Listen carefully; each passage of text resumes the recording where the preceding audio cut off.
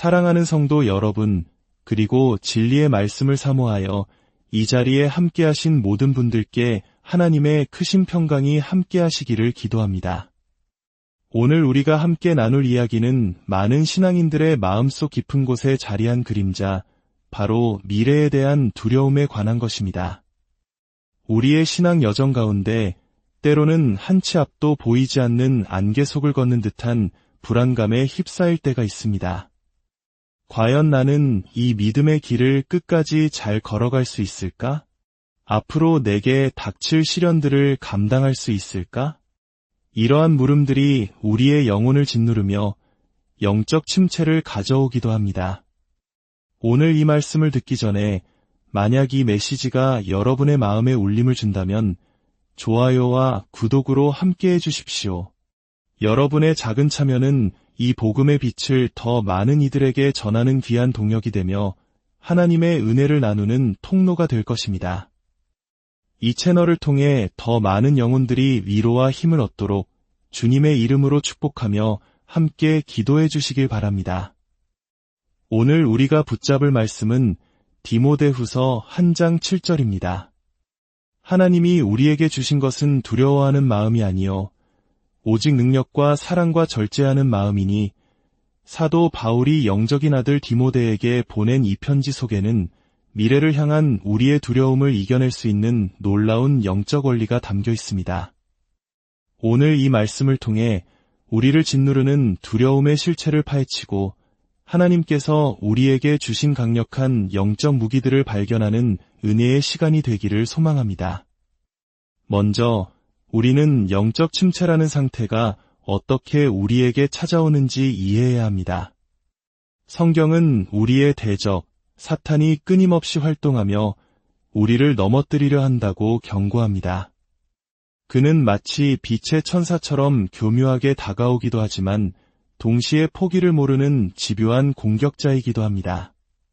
그의 유일한 목표는 단 하나, 바로 하나님의 이름과 그분의 위대한 구원 사역을 훼손하는 것입니다. 태초에 하나님께서 이 세상을 창조하시고 보시기에 심히 좋았더라 말씀하셨습니다. 모든 것이 완벽하고 조화로웠습니다. 그러나 사탄은 시기와 악의에 가득 차 그 완벽한 창조 세계를 망가뜨리기로 결심했습니다.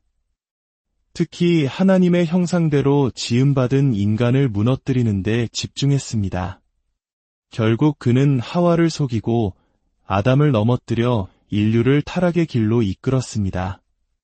하지만 하나님의 이야기는 거기서 끝나지 않았습니다.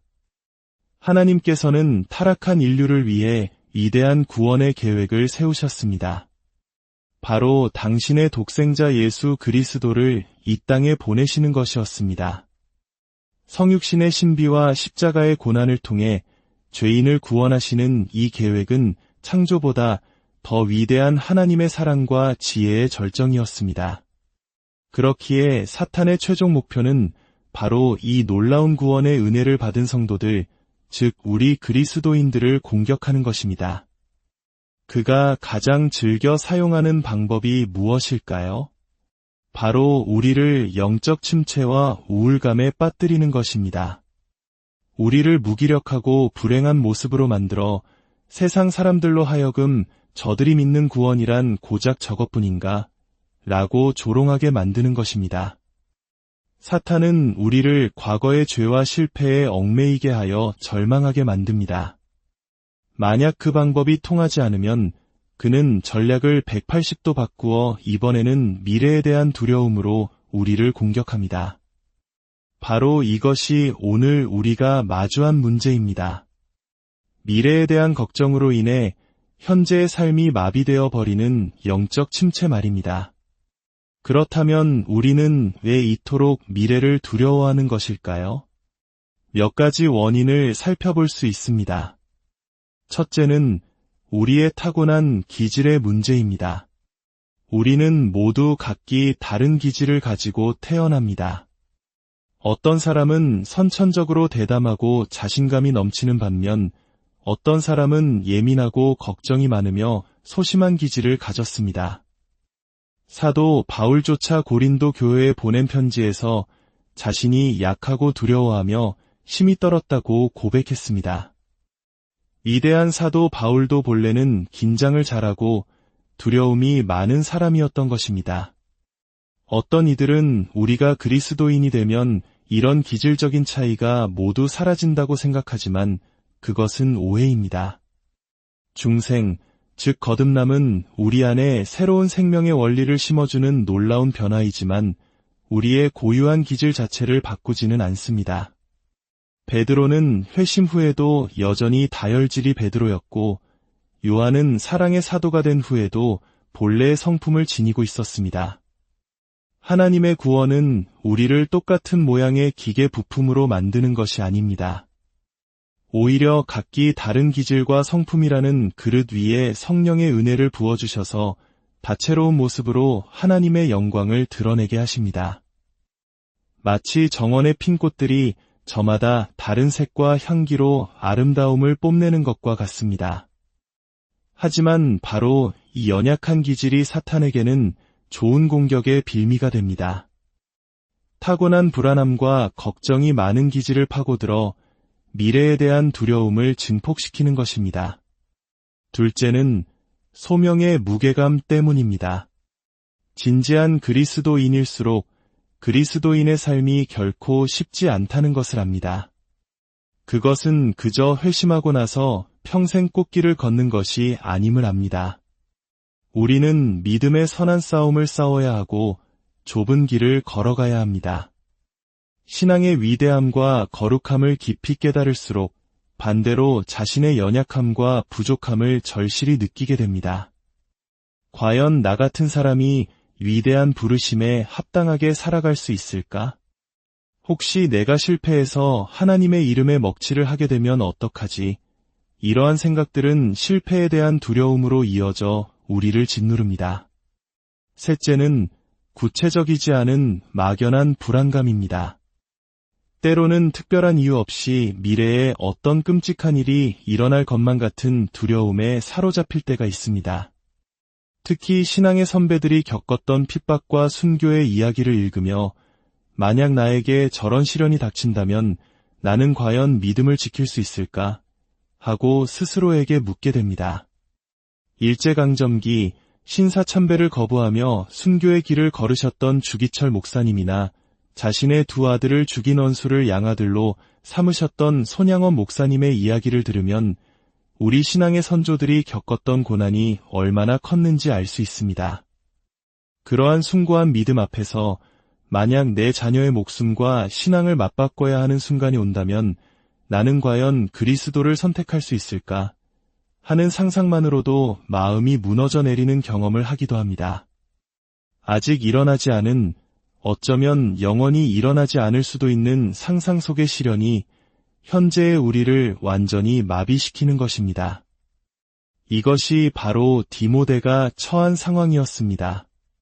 스승인 바울은 감옥에 갇혔고 교회 안팎으로 핍박의 바람이 불어오기 시작했습니다. 디모데는 만일 바울 선생님이 순교하시면 나 혼자 이 모든 어려움을 어떻게 감당해야 하나 하는 두려움에 사로잡혀 있었을 것입니다. 바로 그런 디모데에게 그리고 오늘을 살아가는 우리에게 사도 바울은 하나님의 처방을 선포합니다. 그것은 먼저 우리를 향한 따뜻하지만 단호한 책망이며 동시에 우리가 누구인지를 일깨워주는 상기입니다. 하나님이 우리에게 주신 것은 두려워하는 마음이 아니요 이 말씀은 두려움에 떨고 있는 우리의 모습이 하나님께서 본래 의도하신 그리스도인의 모습이 아니라는 선언입니다. 우리가 지금 느끼는 그 두려움은 하나님으로부터 온 것이 아니라는 것입니다. 그렇다면 하나님께서 우리에게 주신 것은 무엇입니까? 첫째, 능력의 영입니다. 우리는 자신의 연약함을 압니다. 그러나 하나님은 우리에게 능력을 주셨습니다. 이 능력은 단순히 세상적인 힘이 아니라 우리의 연약함 속에서 온전해지는 하나님의 능력입니다. 이 능력으로 우리는 죄의 유혹과 싸워 이길 수 있고 어떤 역경 속에서도 믿음의 길을 계속 걸어갈 수 있습니다. 사도 베드로를 보십시오. 그는 죽음이 두려워 어린 소녀 앞에서도 주님을 3번이나 부인했습니다. 그러나 오순절 성령 강림 이후 그는 능력의 영을 힘입어 자신을 죽이려 하는 권력자들 앞에서 담대하게 복음을 선포하는 사람으로 변화되었습니다. 교회의 역사는 연약한 자들을 통해 나타난 하나님의 능력을 증언합니다. 이름 없는 여성들, 어린 아이들까지도 그리스도를 향한 사랑 때문에 기꺼이 순교의 자리로 나아갔습니다. 그것은 그들 자신의 용기가 아니었습니다. 하나님께서 부어주시는 능력의 영이 그들을 강하게 붙드셨기 때문입니다. 미래가 두려울 때 우리는 스스로에게 말해야 합니다. 내 안에는 세상보다 크신 성령님이 계신다. 그분은 능력의 영이시다.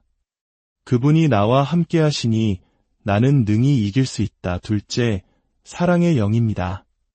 두려움과 싸우는데 왜 사랑이 필요할까요? 이것은 놀라운 영적 통찰입니다. 두려움의 가장 깊은 뿌리를 파고 들어가면 거기에는 자기 자신이 있습니다.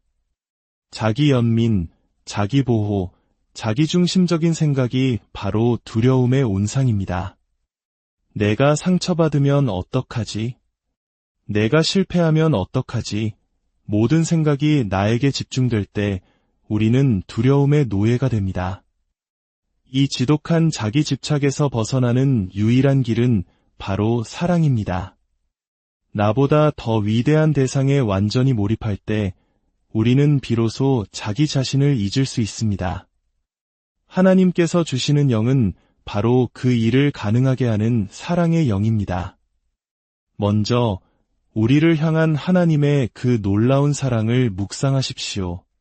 죄로 인해 영원히 죽을 수밖에 없었던 우리를 위해 하나뿐인 아들을 아낌없이 내어주신 그 사랑을 생각해 보십시오.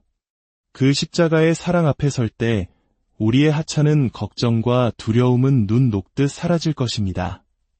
또한 아직 주님을 알지 못하고 죽어가는 영혼들을 향한 사랑을 품으십시오.